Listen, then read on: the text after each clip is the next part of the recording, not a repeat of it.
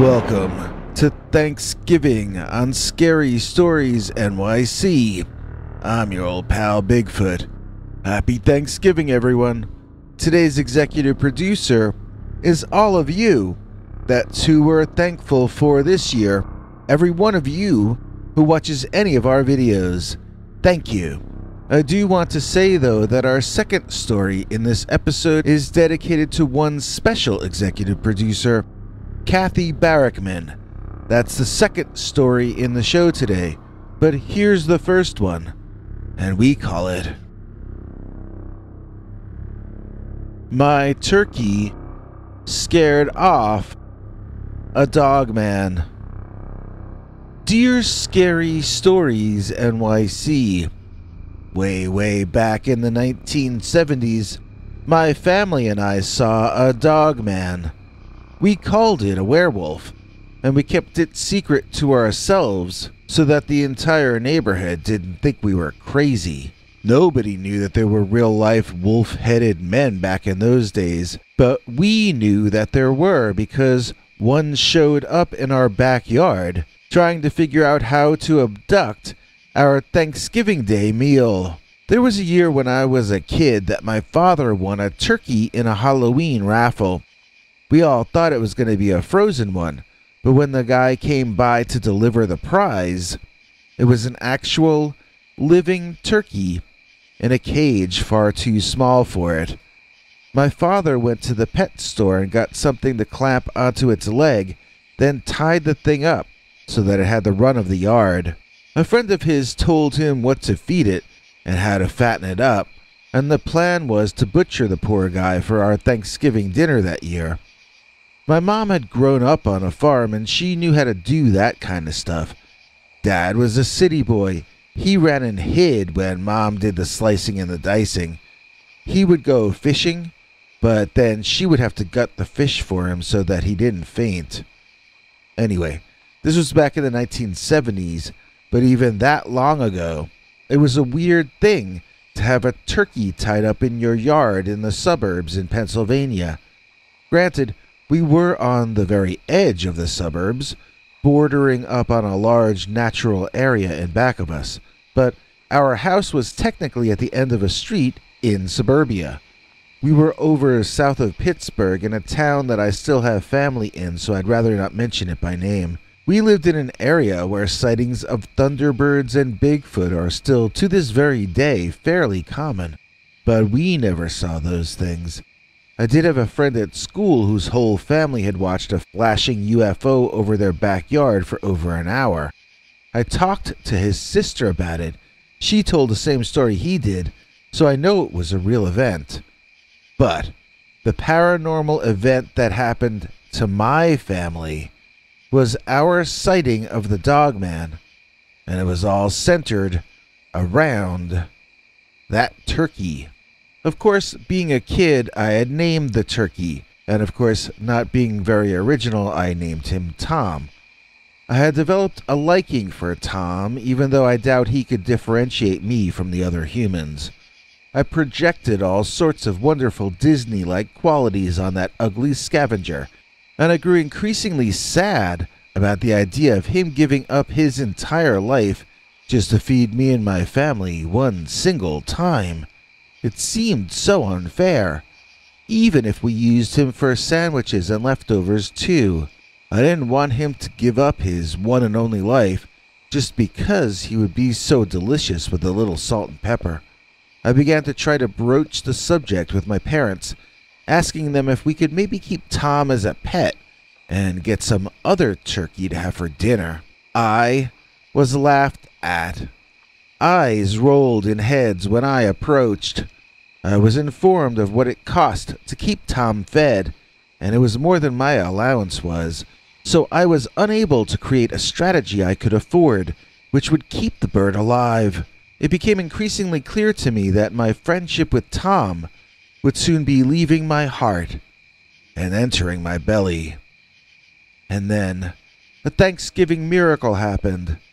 I awoke on Thanksgiving morning to a horrible racket. It sounded like it was coming from out back where Tom was tied up. Frightened that he might be under attack from a dog or a cat, I raced out back. My father and mother were already there, staring in stunned surprise at the scene playing out in front of them. Old Tom Turkey was making this sound something like a growling. It was in the middle of a standoff with a creature that had to be 6 or 7 times its size. A creature that was probably 3 times my size. There was a dog-headed bear kind of thing, standing there on its 2 back legs. Those legs looked more like dog than bear legs, as they stood up way taller in the air, and I could see daylight through them. The skin hung tight to its muscular frame, not loose the way a bear's skin hangs. It was leaning over, reaching out a giant hand that ended in these long, sharp-looking fingernails or claws.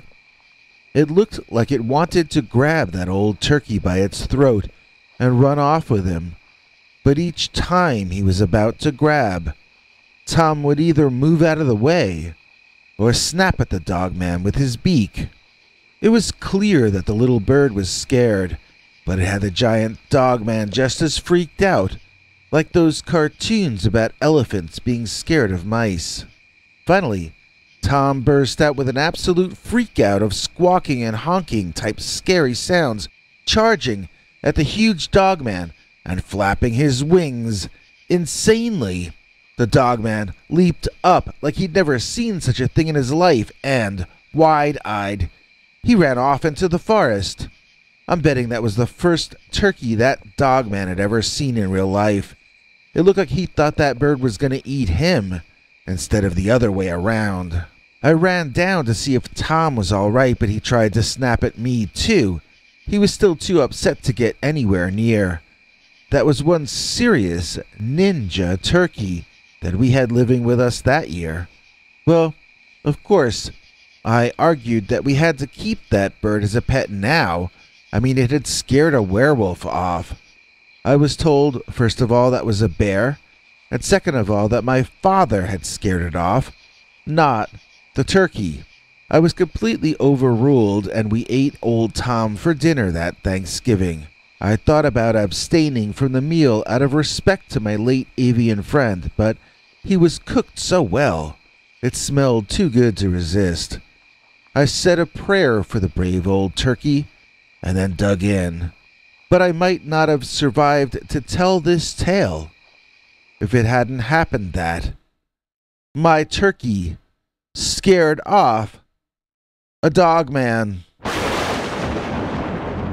And now for the story we'd like to dedicate to Kathy Barrickman. My werewolf brother stole my fiancée.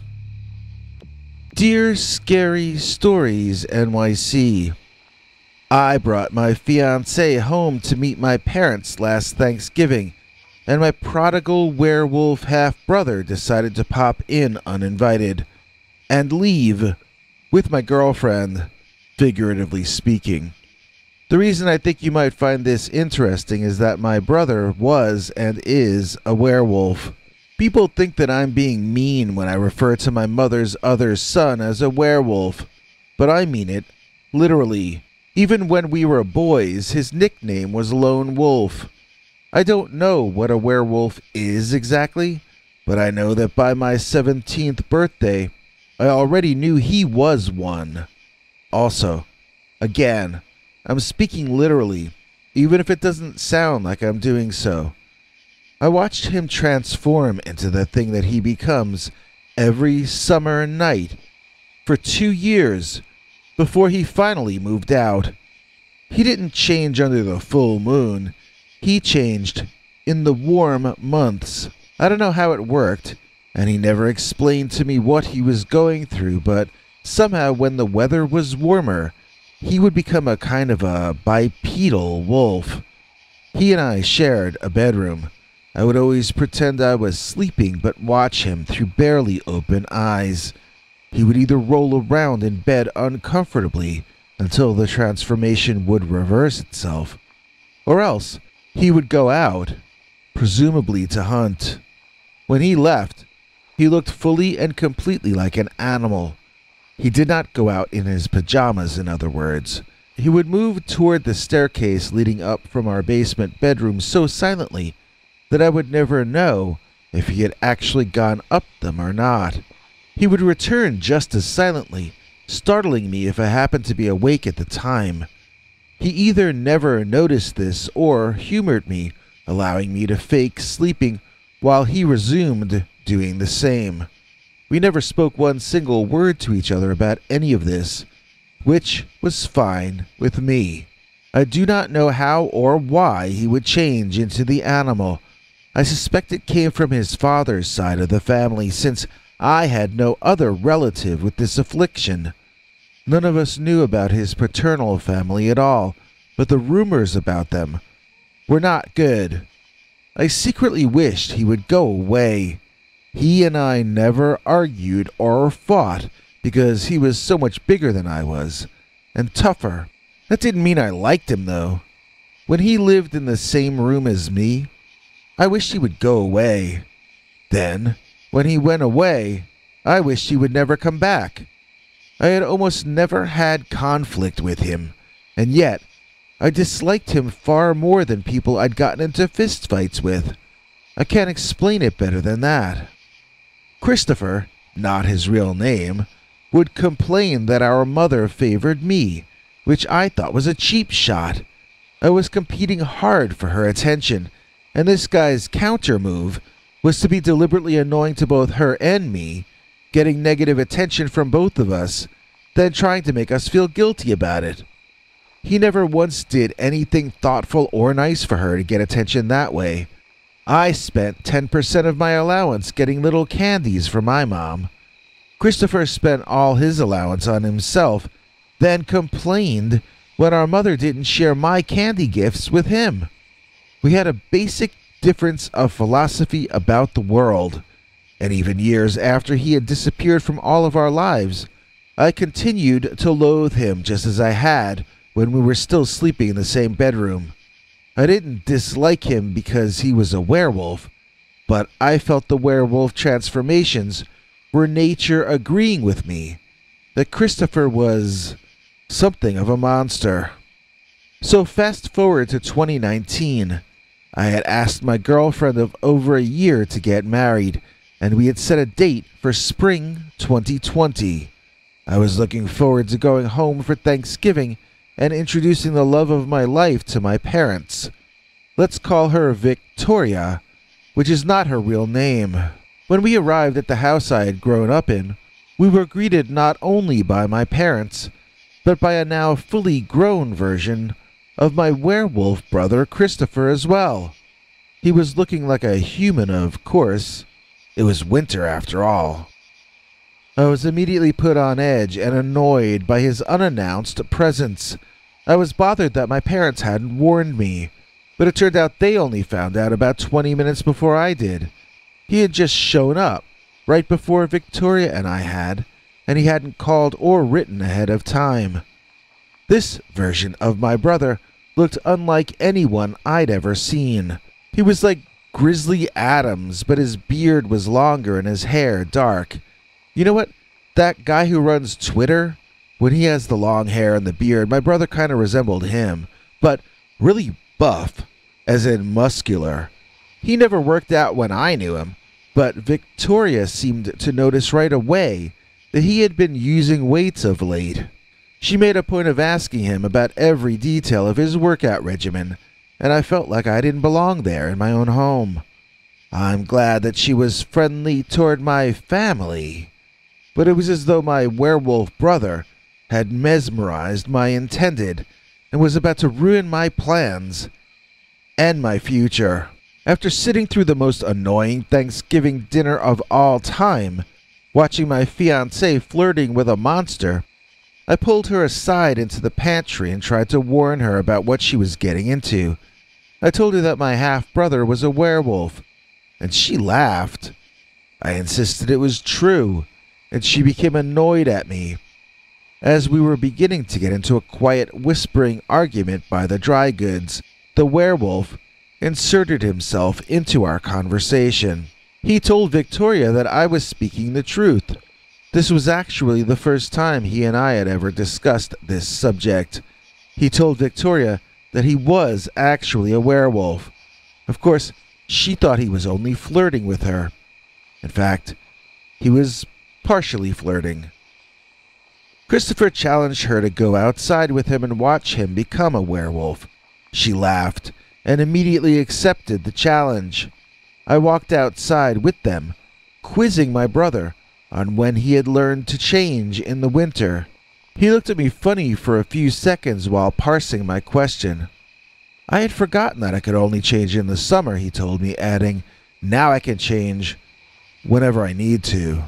That was the longest explanation of the phenomenon he ever gave me, either before or after that date. All I know is based on what I saw with my own eyes, and that sliver of information he dropped that Thanksgiving night 1 year ago. We walked, the three of us, in silence, deeper and deeper into the woods behind our home. I pointed out that we were about to run out of forest soon, when Christopher seemed to settle on a given spot to perform his little magic trick. I watched as he walked in circles, unable to seem to settle down. Victoria giggled, and I hoped that whatever happened, she and I would get out of it safely, and that we would be leaving together to go back home. Onward and onward. Christopher circled himself until he began to become truly uninteresting, nearly hypnotizing us with his repetitive, meaningless motions. And then suddenly, Victoria screamed. It was one of those screams like from an old horror movie. This was no half-hearted shout. This was a full-on scream, and she was reacting logically to what she was seeing. My brother jerked up from 6 feet tall to 7, all in one ferocious movement, tearing his clothes to shreds in one loud stretch. It was 2 more sudden, horrible-sounding and sickening-looking palpitations later, when we were looking up at what my brother had become. Some of his clothing lay tattered around him, while some of it was literally pulverized to dust by the suddenness of the change, and it wafted back down to earth as we both screamed and backed away from the heaving, hyperventilating, dog-headed man-like beast. He stood between 8 and 9 feet tall, and he appeared to have absolutely nothing human left in those canine eyes.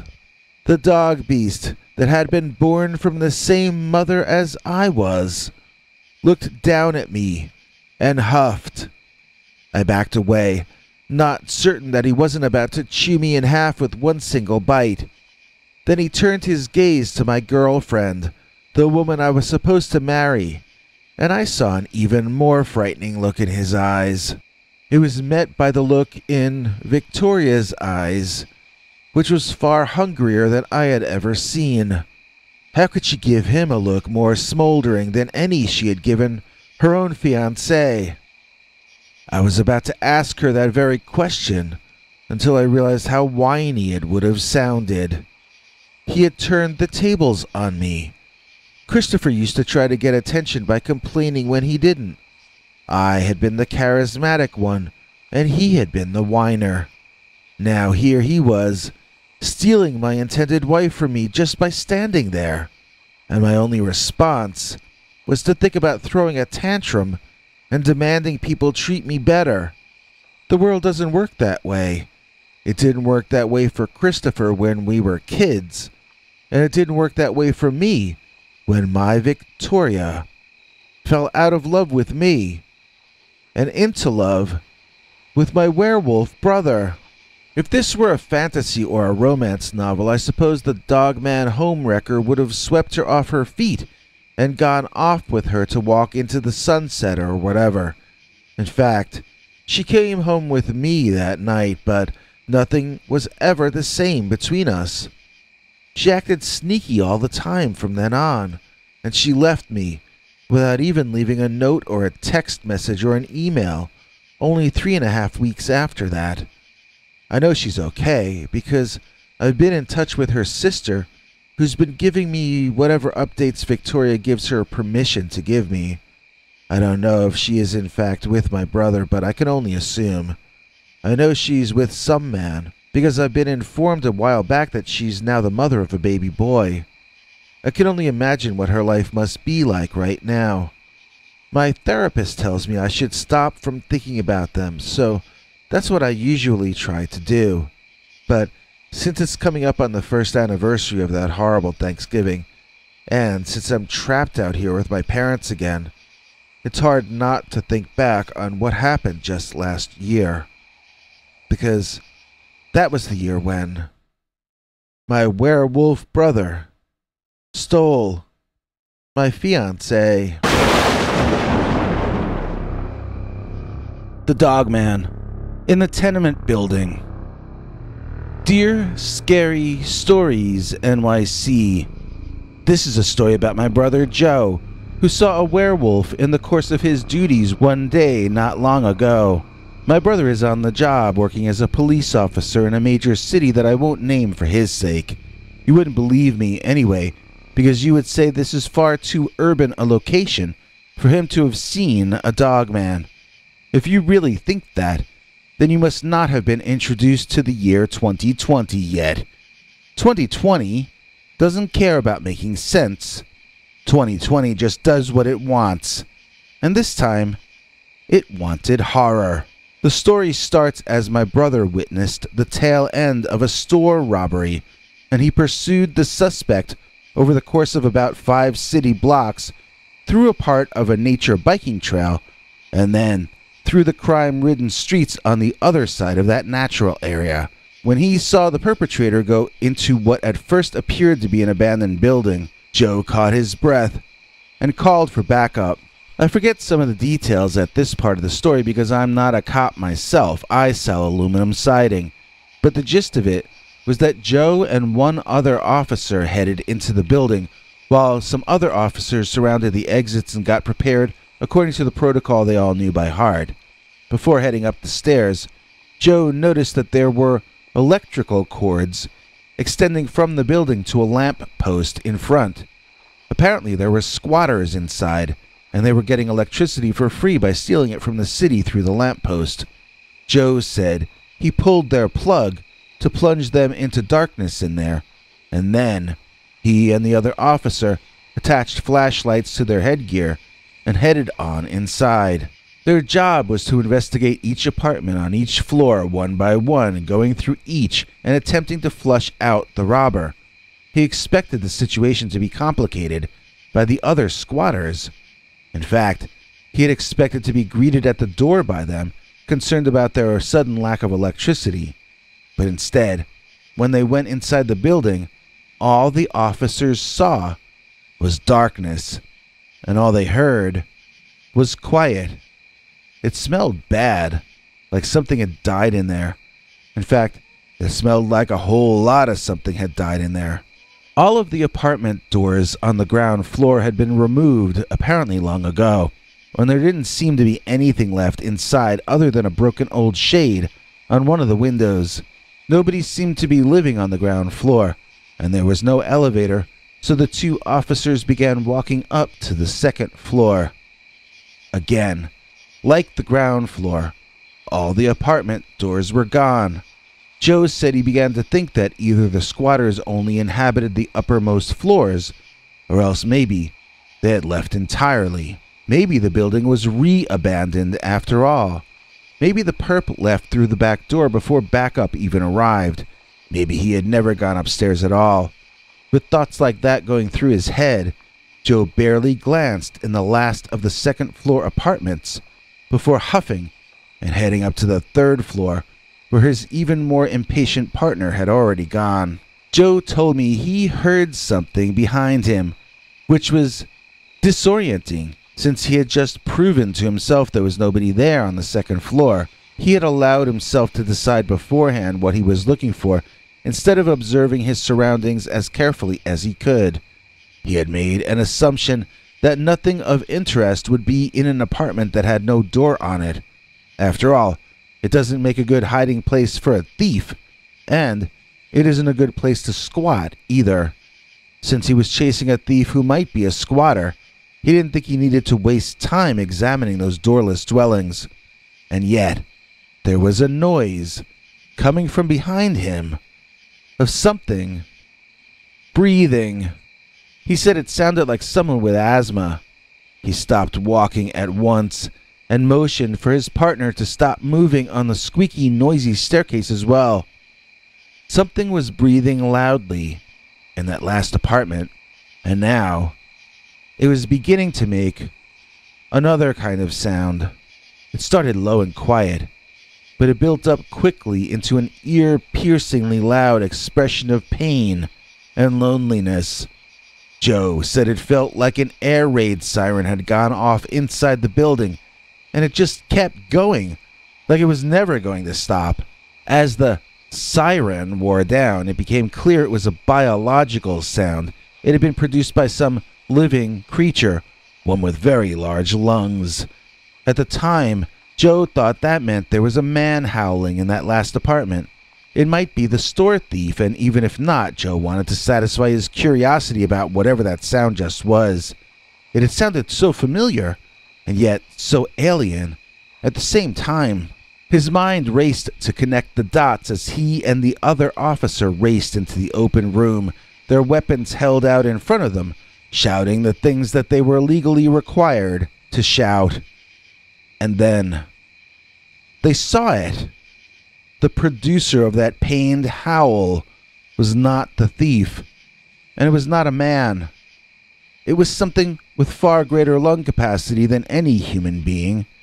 It was a huge dog-headed hairy beast man, so tall that he had to hunch over to stand inside that room when he saw the officers enter. Somehow the beast chased the officers upstairs. I am not clear on exactly why they were unable to run downstairs and out of the building when they saw the Dogman in there, but Joe said it was impossible.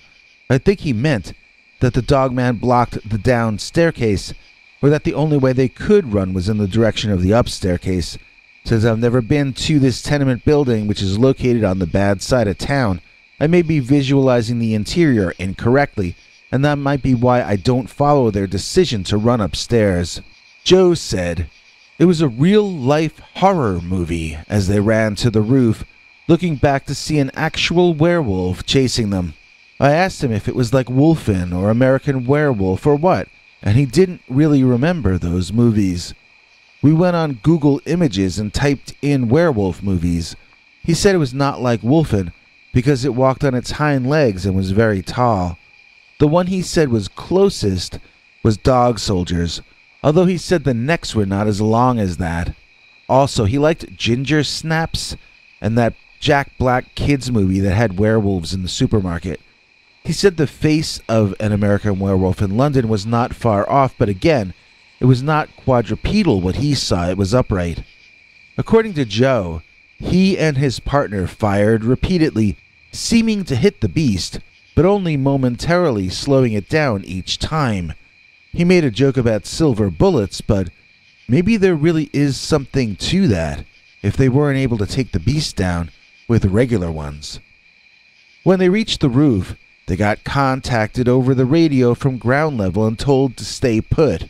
They were sending up a team of marksmen armed with tranquilizer guns to take down the large animal they had reported. It was just a matter of waiting for the roof door to open and hoping he would know what to do once it did. They stood there, attention on that unmoving door, sweating and shaking all over, knowing that if that Dogman came up on the roof, they had no defense against it. If it came up there, Joe had already scoped out a fire escape that he was going to try to escape on. He had no idea what the other officer was going to do. He knew his orders were to defend the roof and hold the position, but Joe said he never signed up for battling giant werewolves. And so they stood there, not knowing when that door would burst open and wondering how much longer they had to live. A loud squawk came over the radio, and they were told that the building had been cleared and that they were to stand down. So they never caught the perpetrator. They never found the werewolf.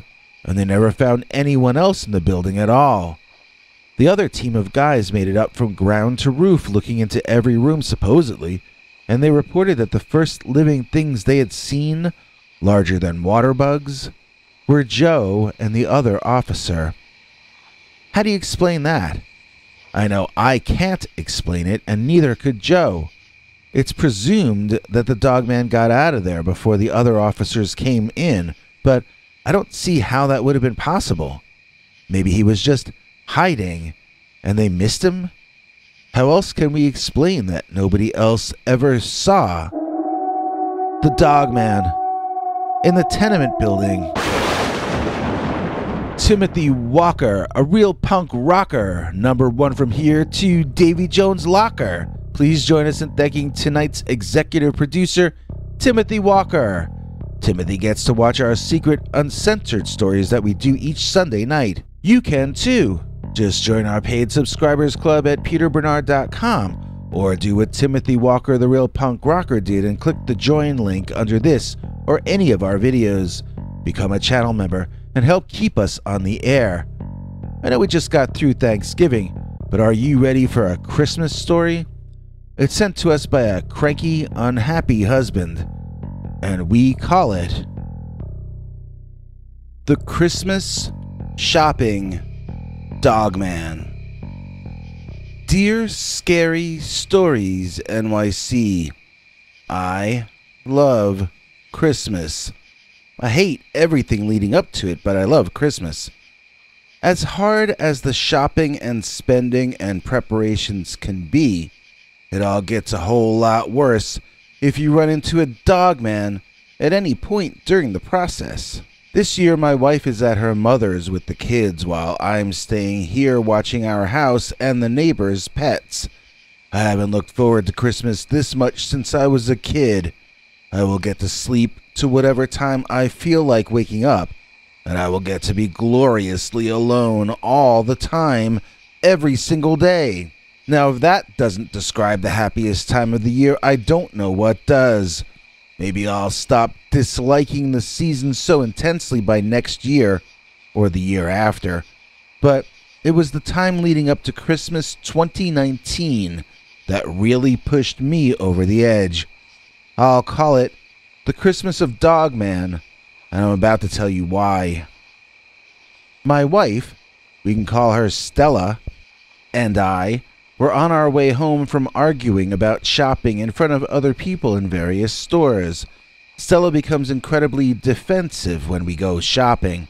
It doesn't matter what I say, she gets that alarmed sound in her voice, as though we were caught in a stairwell that was on fire, and she begins hurling accusations at me of wanting to ruin her life, or kill her, or poison her, or she announces that I accused her of doing the same to me.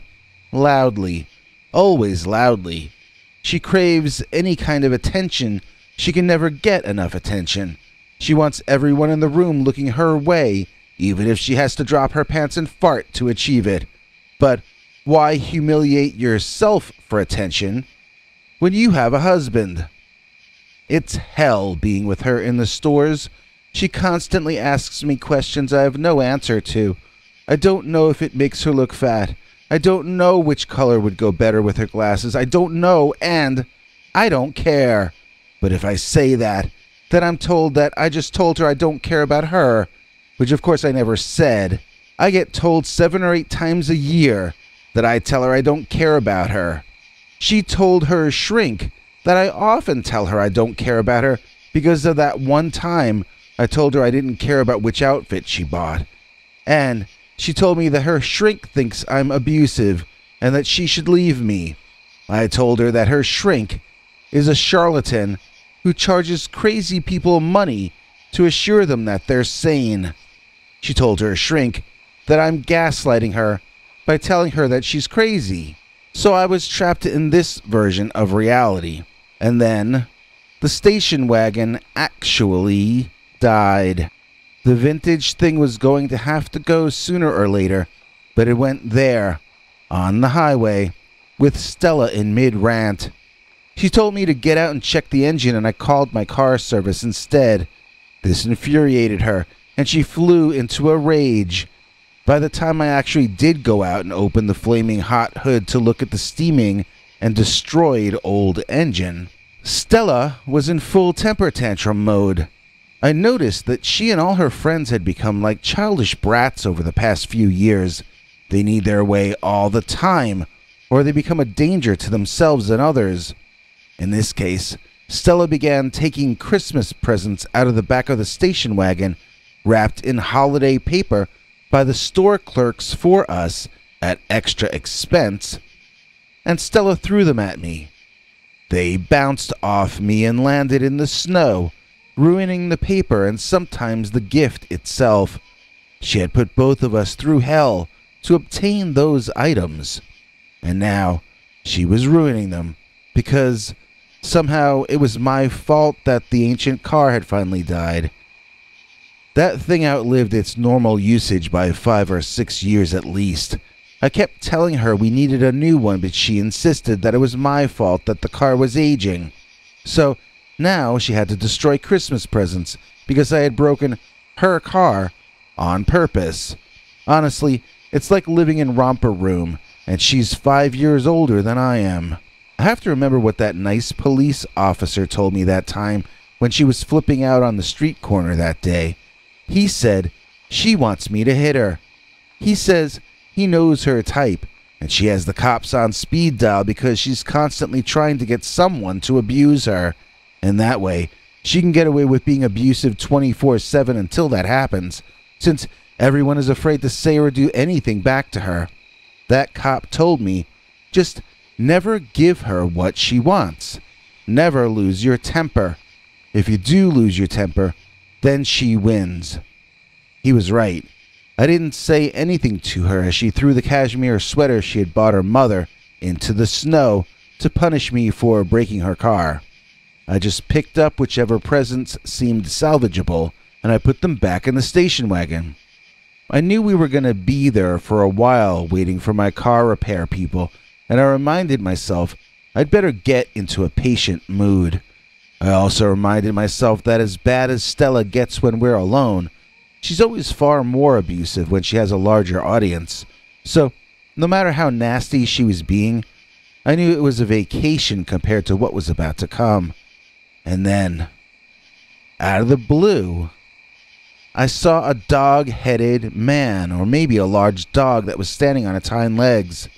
It was about 150 or so feet down the highway. Like if I were at home plate, he was standing in shallow right field. He saw me right as I saw him, and he turned in our direction and began running toward us on his hind legs, the way a man would. He had a horrible expression on his face, just a terrifying look, and I shouted at Stella to get in the car. I jumped into the driver's seat and tossed the presents I'd been carrying in the back. I locked all the doors, then realized Stella was still outside. I looked at her like she was insane. What was she screaming? She was shouting at me that I had no right to order her to get in the car. I was not her master and she was nobody's slave. Then she got extra abusive. She started to mix stuff about the patriarchy in with deeply personal information about our sex life. I rolled down my window, leaned my body out, and shouted at her that there was a dogman running toward us. I don't know what she started to say, because the dogman began barking at her loudly, and she ran away toward the back of the station wagon and down the road, screaming. The dogman was barking at her in this strange way, where it almost sounded as though he were speaking a Germanic language. She kept hopping up and down in a clumsy and uncoordinated way, and I remembered how graceless her movements had always been. Why had I married her in the first place? I think my parents were even more abusive than she was.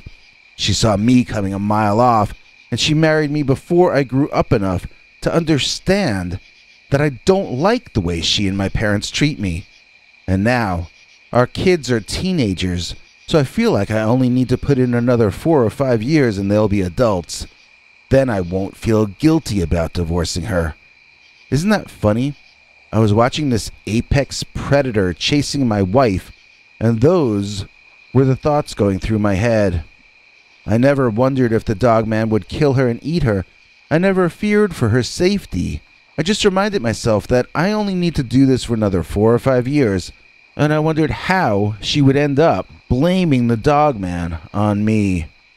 I watched the animal chase my ridiculous screaming wife into the woods, and I actually breathed a sigh of relief. At least I wouldn't have to listen to her screeching for a while. I nearly entertained the thought that she might never come out, but let's face it, that would be way too good to be true. If the Dogman did her in, it would be an animal attack. I'd get a lot of sympathy. I'd be free. So of course I knew that was just not going to happen. Stella burst out of the woods, her eyes bigger than her head. I unlocked the passenger door and opened it for her. She got in and started shrieking at me. I told her to lock the door, and instead she just kept shrieking.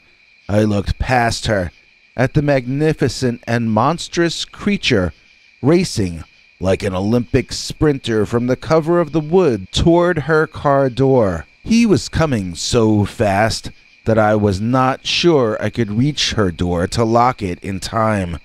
I dove across my wife's half of the car, trying my best not to touch her big, gelatinous midsection, or any part of her at all, since I knew later she would tell people I punched her belly or something if I even touched her. I was exerting maximum effort to lock that door in order to save both of our lives, to prevent us from being ripped to shreds by the advancing predatory carnivore, but I was still concerned about what Stella was going to tell other people that I had done. She had me more afraid of her abuse than of being torn apart by a monster. Even as I locked the door, she screamed in my ear that I was bothering her. Even as the Dogman slammed into her car window, she still hurled insults at me. It was my fault that all this was happening, she asserted, and then she began listing all the things wrong with me that had led up to this moment. She talks so much that sometimes you can just blank her out. You just focus on real life and her ill fantasies merge with the background music.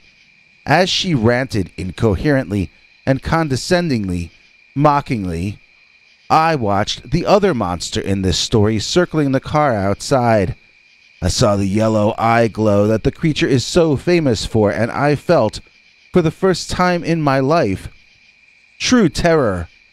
The way that thing moved, I didn't see how we were going to survive.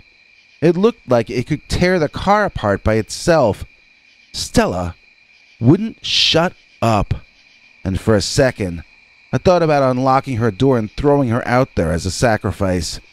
The only problem was, if she survived, then she would tell everyone that I had done it.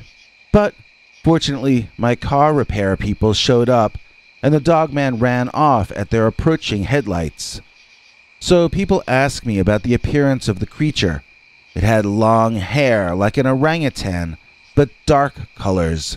It hung long from his limbs and was a little curly, so it reminded me of Spanish moss. If Spanish moss was black hair, it would be this Dogman's coat. It had tall, pointy, wolf-like ears and very big teeth. The mouth was like a dog's mouth, hanging open and panting. The front paws were huge and almost resembled hands in a way. I never saw it drop to all fours. I only saw it standing upright. It did have the glowing yellowish eye shine, and it stood taller than any man, taller than an NFL All-Star. It did not have a tail. Fast forward to this year. Thankfully, Stella agreed to go stay a couple of towns over with her mother and the kids for Christmas. My son told me that she's telling her mother's neighbors that I wasn't invited this year because I threw her mother's cashmere sweater into the snow back in Christmas 2019. I knew she'd end up blaming me for that, as well as for the Christmas shopping Dogman. Wolf Man at the door. Dear Scary Stories NYC, with all the insane attacks on our way of life in the past year, I think most of us would agree that the apparent deliberate elimination of so many small and family businesses has to be in the top 3 most egregious. My family operated a local business for 23 years that our own government ruined this year with lockdowns. Now, we are all living in one house, with people sleeping on cots, and we're taking on any work we can in order to keep the electricity on and the food on the table. And just when we thought things couldn't get any worse, along came the Dogman. I would have to say that the only thing our family despises more than our state government is the upright walking canid, or North American Dogman. Our family house, the only one we haven't lost yet, is located pretty far off the beaten track. The mortgage was paid back a long time ago by a previous generation, and we couldn't get much if we tried to sell or rent it due to its obscure location. I know that last part to be a fact because we looked into doing both. My cousin and his wife are fixing up the old barn on the property so we can house more extended family members here in the woods in the middle of nowhere, USA. I'm not going to tell you exactly where we are because you should not want to come here. None of us would be here if we didn't need to be. This forest is the home of the Dogman. The first of us to see one of these Dogmen was my wife, and this was back in April of this year. I don't know if that's when they arrived, or if we just never noticed them before, but my wife woke up one morning, just at the start of dawn, and forced me to get out of bed. Then, she led me to a window in the house overlooking the backyard leading to the woods. I was yawning and complaining, wanting to go back to sleep, and then I gazed out that window, and I came quickly to attention. What I thought I was looking at was a very, very large man wearing a furry Batman costume, walking from those woods across our lawn right up toward our back door. He had a kind of an indignant gait, as though he were coming to return a faulty product that we had sold him.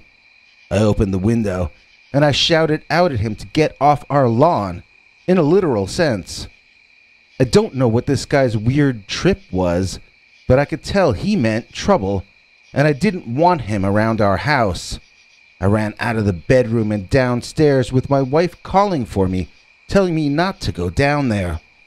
Before I understood why she was saying that, I reached the ground floor and opened the back door, taking a step outside. I turned to get a good look at the weirdo, and as I started to form some words to the effect that he should get off my lawn, I had one of those weird reality warping experiences. I had decided upstairs that this was a guy in a costume, and yet nothing that my eyes saw that night in the backyard matched what I had expected to see. First of all, I was not a guy in a costume, as the body shape of the silhouette was not even human. It couldn't have been human. The arms were too long, the legs bent in the wrong directions, and it was entirely covered in fur. Its eyes glowed like a cat's eyes when you leave the flash on. Its ears were pointed and on top of its head, but they moved around in exactly the way dog or cat ears do. They were not Batman ears at all. They were real, living ears, on top of some kind of creature that was not human. What I had first taken as a cowl, I could now see was dark hair over the face and head leading down to a kind of a mane over the shoulders. It was similar to a lion's mane, and yet it was totally different. I'm not sure how else to describe it, but this was not a costume.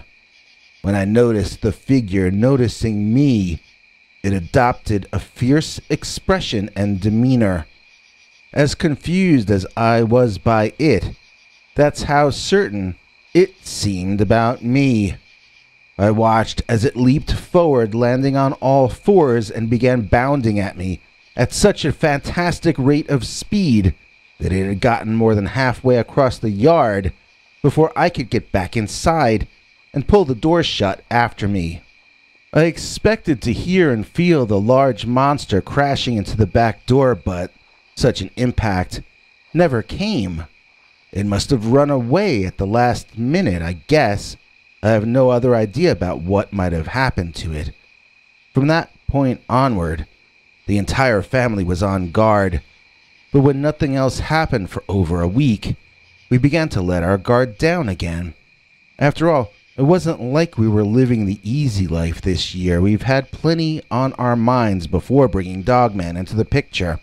Still, I feel an intense guilt for the second Dogman encounter that we had. I sent a teenage cousin of mine out to throw out the garbage one night. It was stupid of me, and I admit it. I was in a very bad mood. It was extremely hot, and we couldn't afford to run the air conditioning. The garbage had started to smell. I took it out on my young cousin, and I shouted at him to take the garbage out. Well, he came back, screaming and crying, acting like a total wreck. He was blubbering so much that nobody could make any sense out of what he was saying. My wife shot me a dirty look, though, because we both had a pretty good idea of what the kid must have encountered. I almost sent him to his death just because I was in a bad mood.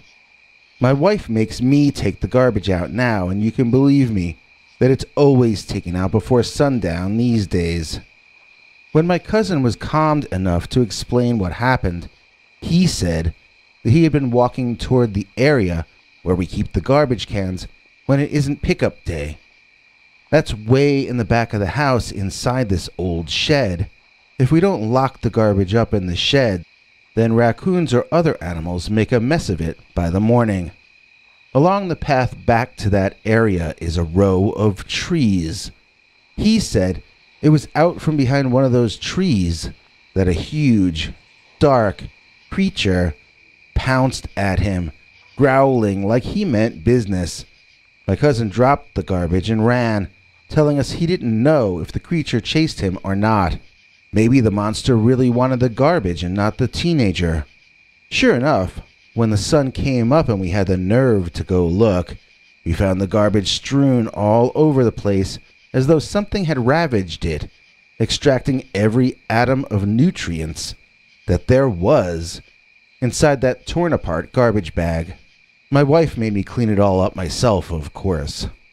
The entire family was on alert from then on, with all of us making sure we were inside before it got dark out. On rainy days, nobody even wanted to go shopping. Not that we could really afford to do very much of that any longer. It reached the point where almost every one of us had seen one or more of the Dogmen. Most of the sightings were extremely brief glimpses, usually while looking out of the house windows at night.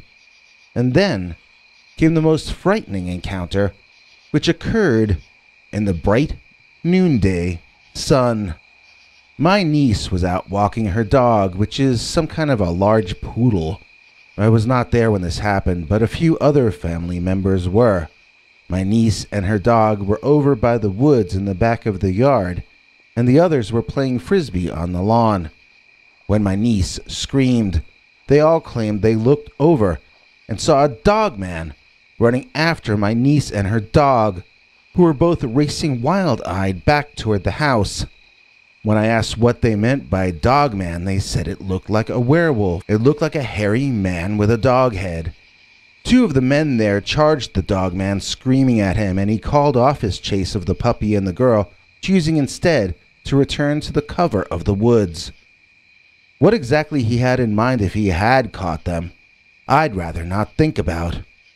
From then to now, we are all afraid to go out, even in the daytime. The Dogmen seem to be breeding, or else they're being chased out of some other location and coming here. We see more of them all the time. We can tell they're different from each other because of the different markings or colorations on their fur.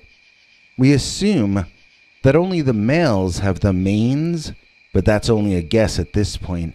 Since most of the sightings are off a ways and in the dark, we usually only get a quick glimpse of them. As I've already explained, the up-close encounters we've had provide almost all the details that we know for sure about them. We're locked in our home, and we don't really have enough money to move or to do much to defend ourselves from the Wolf Man. At the door, all dogmen are werewolves. Dear Scary Stories NYC, I listen with fascination to your show as you recount story after story of the people who have actually had a chance to see a dogman. I've hesitated for over a year about contacting you because, compared to those stories, mine may seem a bit over the top. I didn't just see one dogman. I saw many, all gathered in one location. And because of all that, I witnessed an event that proved to me that Dogman is not a natural species of the North American continent. No, Dogman are all the product of paranormal practices. I've seen proof that all dogmen are werewolves.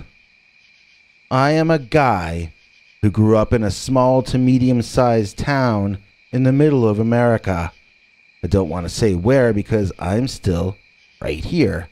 I went to school with all the kids who are now the up-and-coming bright future of our town. My grades were as good as theirs were, but I've got no important people in my family, and there are only so many good jobs in a place this size. My classmates are all doing well, and sometimes the nicer ones throw a little bit of work my way. Not much of the time, but sometimes. I live with my family now since the virus thing, and they constantly hound me about my lack of a significant career. They ask me when I will get a good job so I can get a good wife. It's like we live in the year 1950, and to them, I'm the worst son of all time. That's their reality, which they constantly try to impose on me. It's important you understand all this before I get to the dogman part. That comes next. This happened in June, in the midst of the pandemic lockdown in our area. I was off in the woods alone, just to try to get some space from my family, when I heard sounds I could not identify.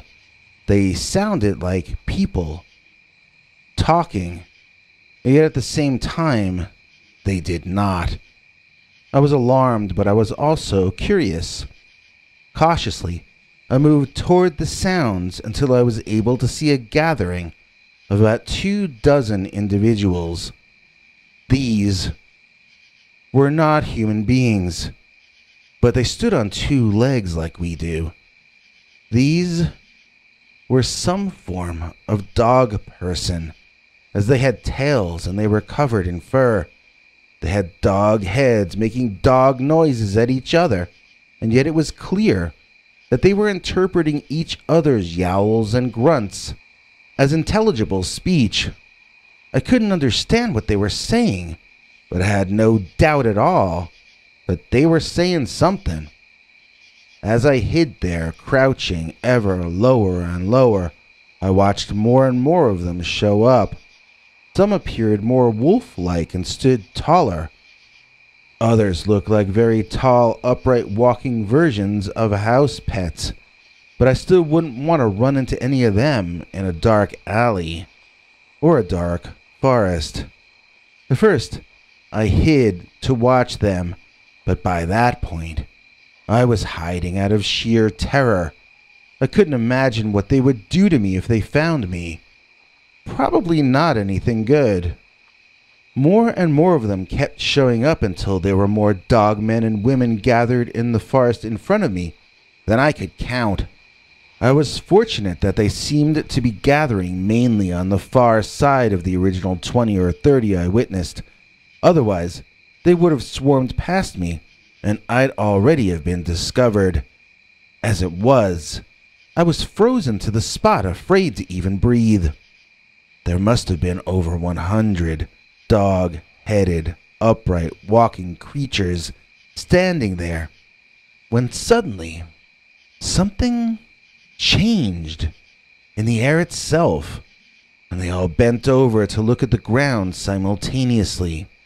It was the strangest thing to see so many hairy animal creatures all move at once, like robots.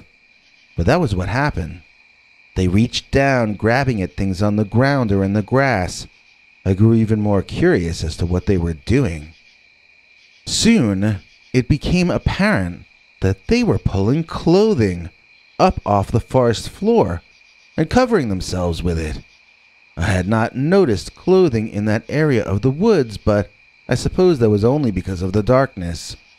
The most amazing transformations occurred as I watched these animals become clothed. They ceased appearing to me as dogmen or werewolf monsters, and instead, they adopted some quite familiar-looking forms. These were the most important people in our town. I recognized most of them. I saw some people my age. I had gone to school with them, but they were too important to know me now. They had gotten hired for jobs I had hoped to get when I was younger, and I didn't realize how the world worked yet. I also saw the men and women who hired those people over me. They were all the same, these people. They all ran with the wolf pack. What hope did I have, as a mere human being, to be hired when the people who ran our town were wolves and dogmen? I went home a wreck and refused to tell anyone about it other than my wife. She at first said she believed me in what I saw, but she quickly lost patience as I let the incident get me down. There were no jobs to get during that part of the pandemic in our area, and yet she was on me to find work anyway. I guess normally I would have found a way to do exactly that, but I'd kind of been traumatized by what I had witnessed and what I had learned. If I wanted to be a success, I was going to have to get out of that town. I was going to have to go far away and start over from scratch. And yet when I spoke to my wife about it, she would tell me that we couldn't move until the virus thing was over. That's why I was so surprised. And she took our kid and left me. She said it was because I stopped trying after I saw those dogmen. She said I used the dogman as an excuse not to try to succeed anymore. I had decided that the odds were stacked against me, so I'd given up playing the game. I couldn't really argue with her, but I also couldn't grasp how she could be so cold to me. She knew what I'd been going through. She knew how badly I'd been damaged by all of this. She told me I couldn't leave until the lockdown was over, and then she took our kid a week later. She's probably dating one of the dog people right now. She probably wants my kid to be raised by wolves and grow up to run with them. What hope does our species have if we're so quick to give up when faced with our own extinction? And yet, I guess sometimes you have to adapt to survive. There are a lot of things I can imagine giving up and still being fine about. Giving up my humanity is not on that list. If that's what it takes to be a success, then something is wrong with human culture. Maybe it's time we took back what is ours from the animals. Maybe it's time we stopped allowing the wolf pack to run the show for us. Because I lost everything after I found out that all dogmen are werewolves. Thanks for watching till the end. If you liked what you saw, please consider clicking like on the video or sharing it with your friends and family that you think might also be interested.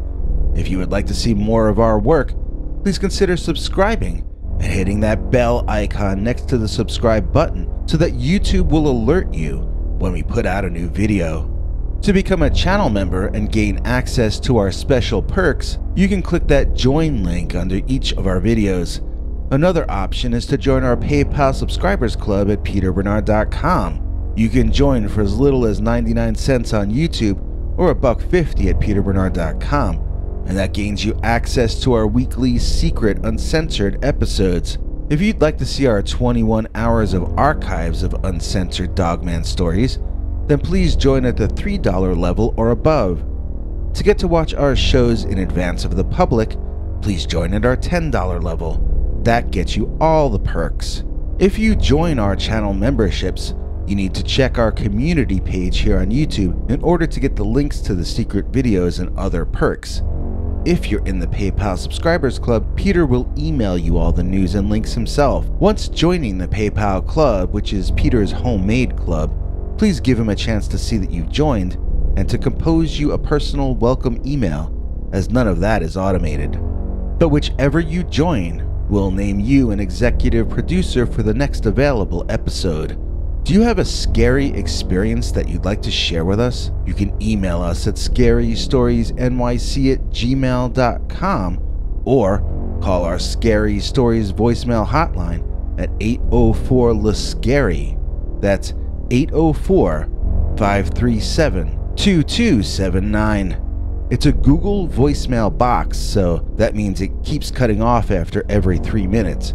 If your story is longer than that, please keep calling back and we can piece it together on our end. Good night, and have a scary tomorrow.